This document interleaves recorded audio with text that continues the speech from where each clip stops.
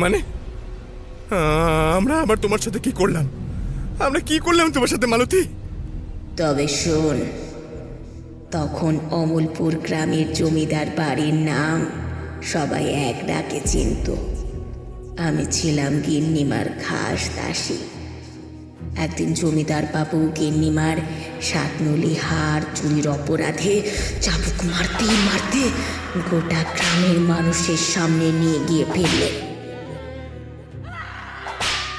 সেই অপমান সহ্য করতে না পেরে আমি গলায় দড়ি দিয়ে আত্মহত্যা করেছিলাম।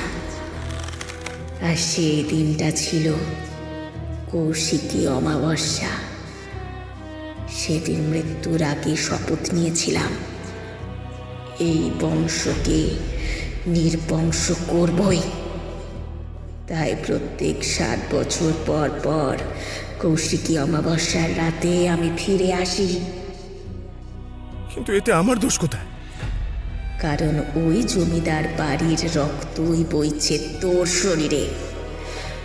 তাই আজ তোকে মেরে আমি আমার প্রতিশোধ নেব।